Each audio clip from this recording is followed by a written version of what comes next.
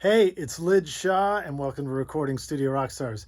In this video, I want to show you how I hooked up the Grace Design M108 in my studio.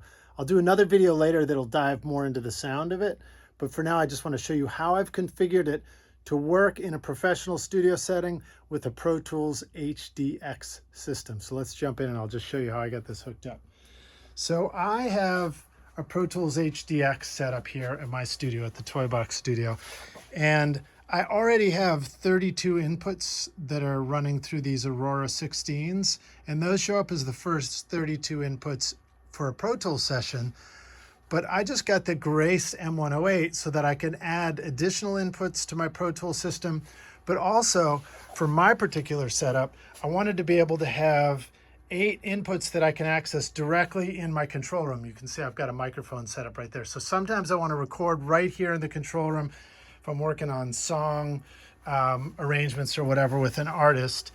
And as you can see on the face of this, this gives me things like 2 high Z inputs. I've got an additional headphone jack here. I haven't hooked that up yet, so I'm not sure how I'm going to use that when I'm using this right here in the control room, since I already have headphones at my main at my Dangerous Audio monitor controller. But then you got some of the controls here, which I'll show you in just a sec. And then this edit knob as well, and power switch. And then let me show you the back and the way this is hooked up. So as I mentioned, I've got those 2 Aurora 16s, and those are all hooked up through my HDX card, which shows up right here. So this first cable runs down into the back of the racks there. I can't really show you all that stuff, but into the back of the racks, and goes to the first Aurora 16, which is right there. And then that one daisy chains down to the second Aurora 16. And I believe that's maximum. I think 32 is maximum per, output of HDX. So then on the second output of my HDX card, which is this cable right here, and hopefully you can kind of see that in there. This second cable runs out of the second port 2, and then comes right up to the back of the Grace M108. And I installed the DigiLink card as one of the custom cards. Well, you get one slot on this M108 for a custom card, so you could do other options for connecting to gear, but I wanted to use the DigiLink option. So this gives us an input port right there.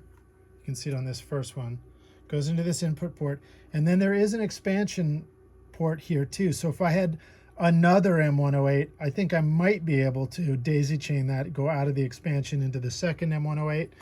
I believe. I won't say that for sure until I double spot check the manual on that. But I do know, I don't see any reason why you couldn't use a bunch of the extra outputs. Depends on how you've got it configured. There might be a limitation. But anyway, that's the way I've got it going on here. Now you also have to hook up these clock cables. And the way those work is they talk between the different units. So the first Aurora 16 here has a clock output going down to this one. And then this output goes up to the Grace, which is this black cable here. I believe that's the, oh no, that's the out. I think the in is on the bottom. For some reason they do the bottom on the in. Bottom is the in cable, and then the output is this top one for the word clock, and then that one goes back to this top Aurora. So you do basically a loop between them, and that's how HDX makes sure that the clock is going between all the units and feeding correctly. And then you just set that so that that they're all listening to the correct clock in your Pro Tools session. On the Grace, you go into here into the setup button, and if I click on that and hold it, then it gives me a setup page, and I can just scroll through this and see all the different things you can set up. Let me see if I can remember this exactly. So the ADC sample rate is set to DigiLink. So I basically, whatever my Pro Tools session is set at for the sample rate, that will the Grace will follow that sample rate. The ADC, which is analog to digital converter clock source, is set to word and 75 ohm, and apparently that's what you're supposed to set it at for this kind of configuration, or at least that's working once I did that. Not using Dante, I don't think. clock output is external, so I tell it to use the external clock. I don't know if I changed that. I don't think I changed monitor setup or meter peaks. Didn't change any of these brightness settings.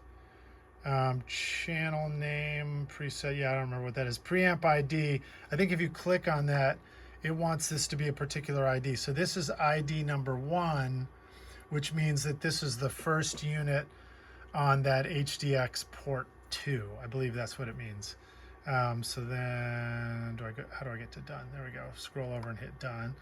And then remote is off. So remote is, and I haven't hooked this up yet, but I will on the next video I do. If you turn this on, oops, let me see. Oh, I guess I click it and then rotate it. Yeah, then you've got some options. RS 485, I even heard hear relays in there, and MIDI and Ethernet.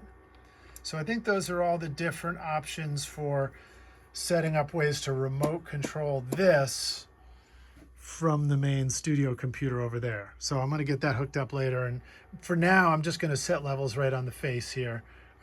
Whoops. And then I guess I press it again to go out of that. Okay, great. Then Ethernet setup. I'm not using the Ethernet setup, but this lets you, if you were, then you would set your address here and everything so that it shows up. So there you go. So then I go out of setup here. And if you scroll through here, you'll see it takes us through our 8 different channels. So this has 8 mic pre's on it going in. And if I select one, let me see what happens if I click it. Okay, if I click it, right, then it gives me my level adjust. So you can just set your gain right here. I set it up for 45 decibels. Great, that seemed to be pretty good. I believe that's where I did it when I was recording my ads for the podcast and stuff too. Then you have controls here. You can turn on phantom power. See that little lightning bolt on there? Turn that on and that turns phantom power. And you have a phase flip for each channel too. So pretty cool to have those right there. Basic controls. Now, let me take you over and show you how this gets hooked up. So, like I said, in my situation, I thought it would be great to have additional mic pre-inputs right here in the control room. I can also hook these up to a snake and have them show up at my patch bay. Look at that mess down there. So as you can imagine, these Auroras are already showing up at the patch bay. And in fact, I had this guy over here showing up for additional inputs too. But this gives me this really high quality one that I can plug 8 mics into anytime I want, or like I said, put a snake over to the patch bay and then just have patch bay inputs as well.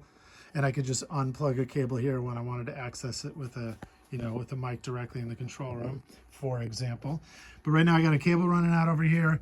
I've got this hooked up. I'm going to show this later too. This is the Lewitt Ray microphone, which is very cool. It has this Aura technology in here, which is basically autofocus for your voice. It auto sets level, and it's got an auto mute button, or just mute if you just want to mute it, which is hip. But as you can see, that's going into that input on the Grace back here. And then over in my session, let me show you how that Grace is showing up, so you get a sense of that. Hopefully the zoom will work. Great. All right, there we go. So you can see HDIO number 1 and number 2 are my original Aurora 16 inputs. And then HDIO number 3 shows up. That's the Grace right there. So you can see it's got 8 analog in. I'm not 100% on the outputs yet because I haven't hooked those up. I think it might default to like a pair of outputs, but then through digital you can get more outputs or something, but I won't confirm that until I get it all hooked up. And then you can see here, so let me go ahead and close this out, and then you will see. Great. So then I just hooked this up where my input number 33 is the first input of the Grace showing up in the control room. How's that for a lot of inputs in your studio? Pretty awesome, huh? And then there you can see my voice bouncing around on it too. And I'm on the mic right now. Here I am. Confirm it on the mic. And there's my voice coming into Pro Tools. So I'll do another video soon where I show how all that sounds. I'll hook it up and let you hear what the Grace sounds like. I'll also show off this Lewitt Ray mic, and I'm pretty excited about it. I think it's going to be super cool to, let me see if I can get in some light here. I think it's going to be really cool to be able to do an array of mics right in the control room. My studio's always been set up more like a professional one, where like there's ISO booths and the control room, there's separate places. I know that some of you just have home studios where you can, you know, that's all you got. So you've always got mics in the control room. But for me, this is a cool addition, and it's going to be great for, you know, doing pre-production or songwriting sessions where we want to do stuff right in the control room. Now, I will say the Grace M108 is, it's great. It's totally quiet. When I want to, here, I'm going to show you again. I'm going to be able to unhook this guy. Whoops, oh, I was zoomed in, wasn't I? Okay, all right, well, hopefully that didn't look too terrible. So I can go back to my one setting. There you go. All right, so when I want to, I'm just going to turn this guy off and unhook the clock and the HDX, and I'll take this USB cable with me. I do have it hooked up, although it's not talking to the computer yet, but it would talk to the computer as a separate interface. So then I'll be able to just lift this guy off of here and take that as a portable studio anytime I want to go hit the road and record some stuff somewhere else. So it'll be great for that. And I think that'll be fun for doing remote stuff. But when I'm doing sessions here in the studio, like I was saying, it's going to be nice to be able to mic everybody up right in the control room, work on a song, and do some recordings that way. Oh, I know what I was going to show you. The Grace right down here is totally quiet. The HDX card, however, unfortunately, has got a little noise. So if you do a setup like this and you're thinking about doing an HDX card, I recommend you set that up where it's in an ISO box or it's separate from where you're going to have your microphone. With really awesome tools like Isotope RX, I can help get rid of some of that noise. But if you want to do hot mics in the control room, my control room would be nice and quiet if it wasn't for this one thing, this HDX card. So I'm going to have to probably figure that out next and see if I can get that a little more quiet, or like put it down behind glass in the ISO rack or something like that. All right. Hope you enjoyed that video. We'll see you guys around the studio. Keep making great records. Cheers.